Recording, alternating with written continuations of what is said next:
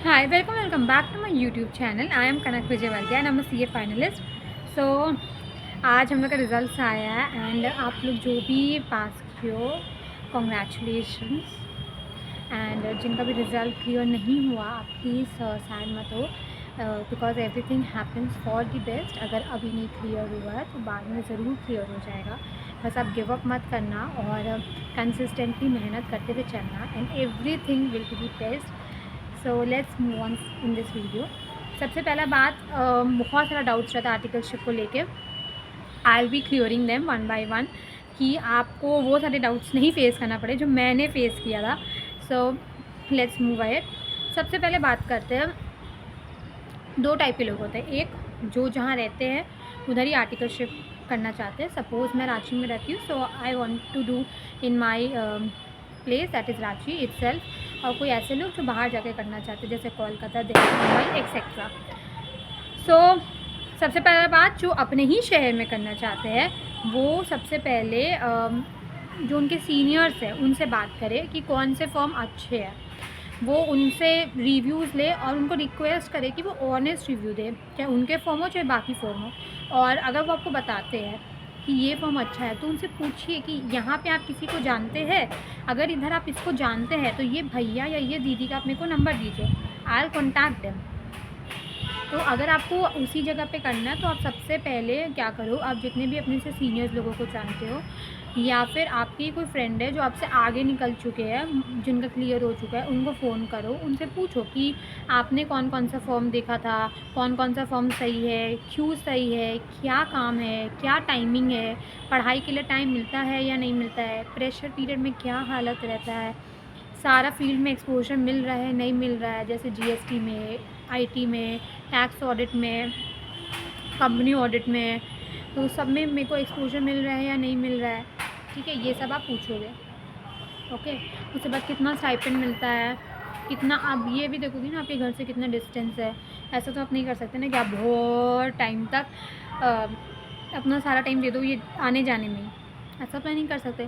तो आपके घर से कितना पास है, ठीक है, वहाँ पे कैसे आर्टिकल्स है, वहाँ का वर्क इन्वायरमेंट कैसा है, लोग फ्रेंडली है नहीं है, आपको चीज़ें बताते हैं नहीं बताते हैं, तो ये सब आप पूछोगे। मैं आपको क्यों बोलूँ ये अलग चीज़ पूछने, क्योंकि मैंने बहुत सारे ऐसे फॉर्म्स देखे जहाँ पे जो आपसे सीनियर्स होते हैं वो आपको बताते ही नहीं है कि ये कैसे होगा या वो कैसे होगा।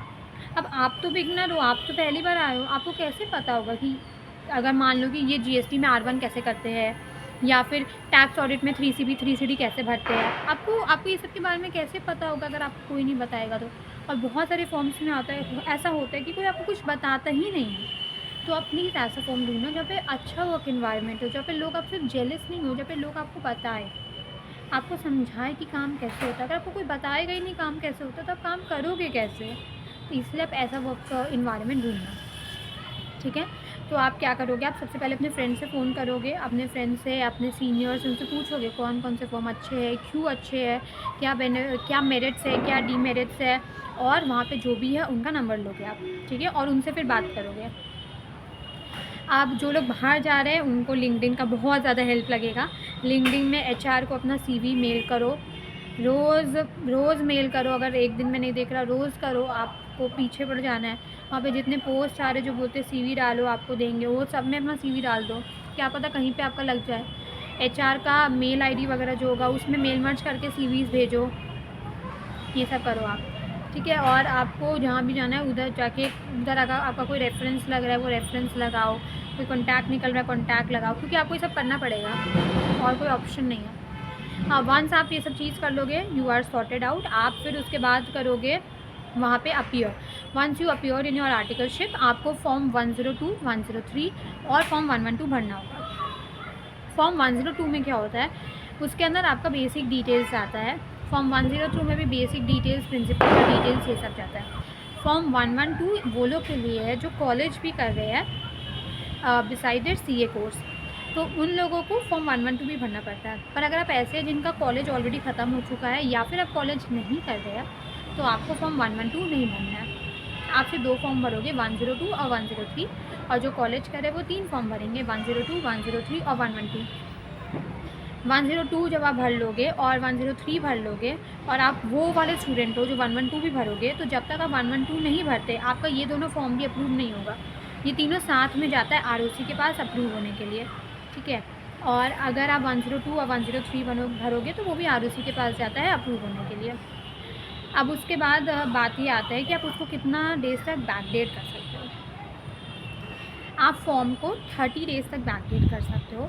नाउ 30 डेज़ बैकडेट का मतलब क्या होता है, आप सपोज़ अपने आर्टिकलशिप में फ़र्स्ट टाइम अपीयर हुए 10th नवंबर को, like you have joined your form on 10th of November. आप फॉर्म फिल कर रहे हो 20th नवंबर को, तो आप वहाँ पे 10th नवंबर का डेट डाल सकते हो। मतलब कि आप 30 डेज़ बैकडेट कर सकते हो। जैसे आप 10th नवंबर में आए तो आप 10th दिसंबर तक अगर फॉर्म भर रहे हो तो आप 10th नवंबर तक उसको बैकडेट कर सकते हो, ठीक है। ये मतलब हुआ, मतलब जो फॉर्म भरोगे उसमें आप डाल सकते हो कि date of joining 10th November, if you are filling it on 10th December also. Now आपको डीड बनवाना पड़ता है। इसके लिए मेरे को बहुत ज़्यादा कन्फ्यूजन हुआ था एंड मेरे को इसकी वजह से मेरा डेट ऑफ जॉइनिंग भी बढ़ गया था डीड की वजह से। सो आई एम टेलिंग यू, आपका प्लीज़ आप अपने जो भी आप फॉर्म में जा रहे हो उसे प्रिंसिपल से पूछना कि आप डीड बनवाते हो या हम लोग को डीड बनवा के लेके आना है। अगर वो डीड बनवाते हैं तो उनको बोलना कि जल्दी से जल्द डीड बनवा लेना, क्योंकि डीड का भी डेट डालना पड़ता है आपको अपना फॉर्म 103 में। और अगर वो डीड नहीं बनाते हैं तो आपको अगर 2-4 दिन देख लो, आपको लग रहा है हाँ मेरे को यहीं पे रहना है, तो डीड बनवा लो और जब जाके 103 में वो डेट्स डाल दो, क्योंकि आपके लिए चीज़ें सॉर्टेड रहेगी। ये इस पर मैंने बहुत ज़्यादा मेरे को प्रॉब्लम हुआ था, तो इसलिए मैं आपको बता रही हूँ कि डीड वाला प्लीज़ एक बार क्लियर आउट कर लेना और एज़ सून एज़ आप बना सकते हो उतना जल्दी बनाना, ठीक है।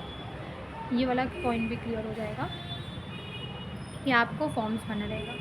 उसके बाद आपको ये सब में अपने प्रिंसिपल का साइन कराना पड़ेगा, है ना। वो 102 जो रहता है वो आपका डीड एग्रीमेंट टाइप से रहता है, या 103 रहता है, मेरे को याद नहीं आ रहा, बट उसमें आपको प्रिंसिपल का साइन वगैरह कराना पड़ता है। एक कॉपी वो लोग रखेंगे अपने पास, एक कॉपी आप रखोगे अपने पास, ठीक है, फ्यूचर पर्पज़ के लिए।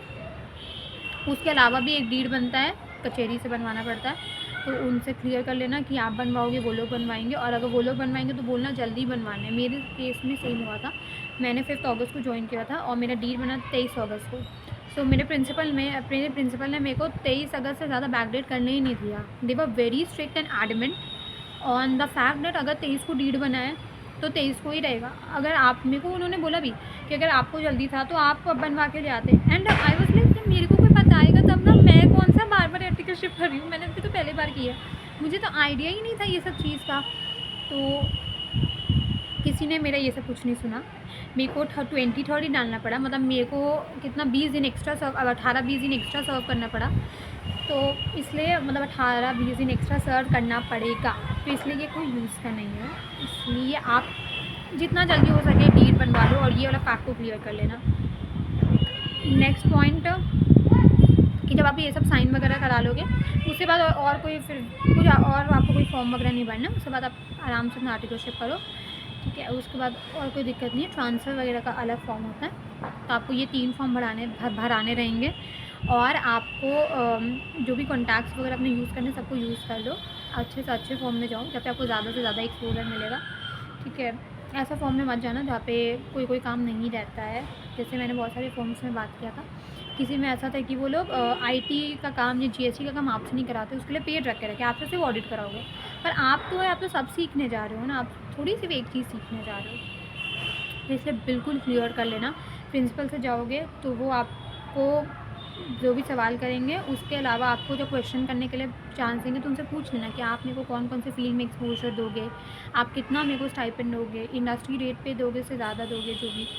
और उनसे और भी कुछ पूछ लेना कि आउट स्टेशन ऑडिट है नहीं है, जो भी आपको जितने सवाल है सब पूछ लेना। उसके अंदर कोई भी शर्म का बात नहीं है कि मेरे को लग रहा है अरे ये तो मैं नहीं पूछ सकती है, वो मैं नहीं पूछ सकती, अरे पूछ लो यार। आप अभी नहीं पूछोगे तो कब पूछोगे, पूछ लो। और जब जाओगे ना तो कम से कम 2-3 जन से उस फॉर्म में बात करना, आर्टिकल जो पहले से है कि इस फॉर्म का कैसा वर्क इन्वायरमेंट है, कैसे लोग हैं, क्या एक्सपोजर है, क्या नहीं है। क्योंकि अगर आप गलत फॉर्म में चल गए तो ट्रांसफ़र, अगर आपका प्रिंसिपल भी थोड़ा एडमेंट रहा तो आपको ट्रांसफ़र भी नहीं मिलेगा। उल्टा आपका और क्या होगा आपके साथ कि आपको कोई बताने वाला नहीं रहेगा। जैसे बहुत सारे फॉर्म में रांची में भी होते हैं, I want name the forms, but यार आपको कोई सीनियर बताता नहीं है कि कि ना आपको करना क्या, आपको कैसे पता चलेगा? मुझको ये नहीं समझ आता लोगों को आएगा कैसे अगर आप नहीं बताओगे तो। बट दे आर लाइक कि अगर मेरे को भी तो कोई नहीं बताया, मैंने भी खुद सीखा है, तो आप भी खुद सीखो। ये सेम केस मेरे फॉर्म में हुआ था। वैसे मेरे फॉर्म में बहुत लोग अच्छे हैं, बट एक पेड है, सो उन्होंने ऐसा बोला था कि आपको, मैंने उनसे कुछ पूछा था, उन्होंने बोला कि अरे आप तो इंटरमीडिएट क्लियर करके आए हो ना, तो आप करो खुद से, मुझे भी तो किसी ने नहीं बताया था, मैंने भी तो खुद ही सीखा, आप भी खुद सीखो। आई अंडरस्टैंड अगर आपको किसी ने नहीं बताया, बट आप तो दूसरों को बता सकते हो ना।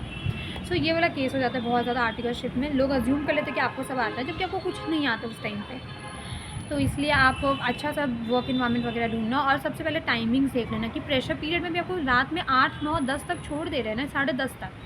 क्योंकि मैंने बहुत सारे फॉर्म्स देखे हैं ना जो रात में 2-2 बजे तक आपसे काम कराते हैं, सुबह 4-4 बजे तक आपसे काम कराते हैं। यार आप पढ़ोगे कब? आप पूरे एग्जॉस्ट हो जाओगे ना। तो इसलिए टाइमिंग्स वगैरह सब देख लेना, और फिर उसके बाद ही कोई फॉर्म ज्वाइन करना। एंड अगर आपको कोई भी आर्टिकलशिप से रिलेटेड डाउट हो तो आप मेरे को लिंक्डइन पे अपना क्वेरीज भेज सकते हो, and I will be more than happy to reply you all. और मैं नहीं चाहती कि आप वो सब सेम मिस्टेक्स करो तो मैंने किया है। सो या, I will help you out. So that's it for this video. Do like and subscribe to my YouTube channel, and thank you.